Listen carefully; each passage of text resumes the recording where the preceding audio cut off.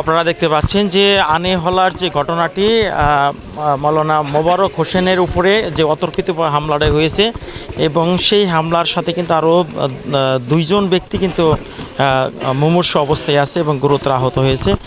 এবং সেই ঘটনাটি দেখার জন্য এবং সরাসরি তারা দেখার জন্য কিন্তু ঢাকা থেকে একটি টিম তারা আসছে যে ঘটনাস্থল, সেই ঘটনাস্থলটি তারা দেখাবে। ঘটনা মানে সম্ভবত এই জায়গায়, তো হ্যাঁ এই জায়গায়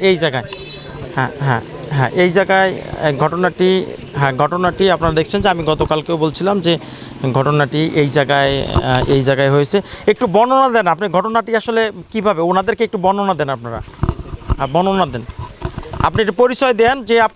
আপনি কি যে মোবারকের কি হন? আপনি? আমি মোবারকের ভাই। মোবারকের ভাই, একটু বর্ণনা দেন ঢাকা থেকে। কি অবস্থা দেখছেন? মনে করেন যে আমার ছোট ভাই, ছোট ভাই, মনে করেন যে আমরা তো বাড়ি অনেক ফাঁকে মোবারকের বাড়ি এইটা, আমাদের বাড়ি আবার এইখান থেকে মনে করেন যে খালের ওই পাশে, ওই পাশে খালের ওই পাশে বাড়ি বলে আমি খবর পেলাম যে তোমার ভাইরে ওই সন্ত্রাসীরা মারতেছে, সন্ত্রাসী সুবির আহমেদ মারতেছে। পরে আমার বাইরে মানে বেকর জায়গায় আমি আসছি মনে করেন যে আমার বাইরে ওরা মনে করেন যে আদামার অবস্থায় ফেলাইছে, এখানে ফেলাইছে, চাপাটিতে খালি কুবাইছে। আবার আমার এক চাচাতো ভাই ফজলুর রহমান নাম, ওই বাজারে রাইস মিল আছে, ওই বেচারা সাইকেল নিয়ে আসতেছে, আসার পথে যে জোয়ারে এইভাবে মারতেছে।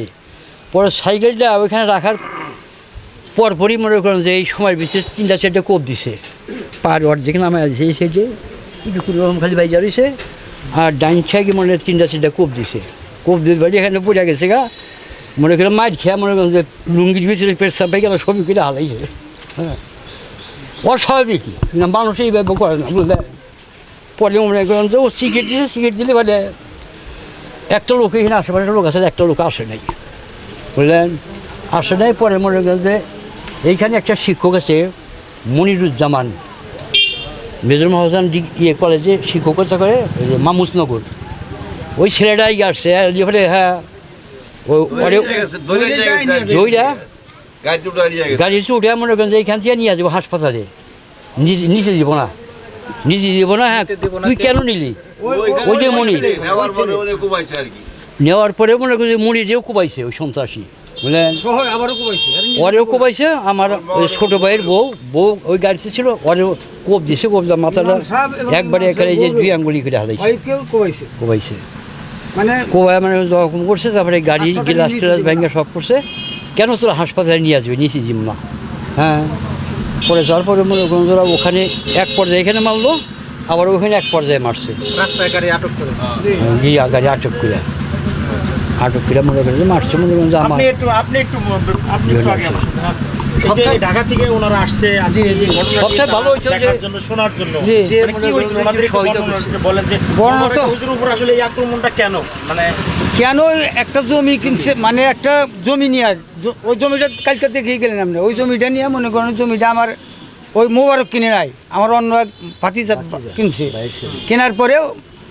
ওই মোবারক হলেও ওই জমির লেনদেন করছে, টাকা পয়সা লেনদেন করছে, হয়তো দূরে থাকে, ভাতিজা দূরে থাকে, চাষার মাতবরি দিতেও পারে। এই জমি নিয়ে যে আমার ওরা হলে আমাকে শরিক, যে কোবাইছে ওই আমাদেরই শরিক, বলতেছে যে আমাদের টাকা দিয়ে আমার বিরুদ্ধে মামলা করে, এটা তো আমি মানি না, তোরা কেন ওই জমি কিনলি টাকা দিয়ে, খালাক শেষ দিয়ে দিই ঘোষণা দিছে, করে না আমার পর্যন্ত আমি রেহাই নাই। 3টা লোক এই গ্রামে খুন করবো ঘোষণা দিছে, স্যারও খুন করবো বলছে, ওই দিনে তো বলছে। পরে মনে করেন যে ওইভাবেই তো করছে, ওই রাগে এটা করছে। ওই দিন সন্ধ্যায় মনে করেন মসজিদ থেকে নামাজ পড়ে এই পর্যন্ত আসে, এখানে মাগরিবের নামাজ পড়ে তো কোবাইছে।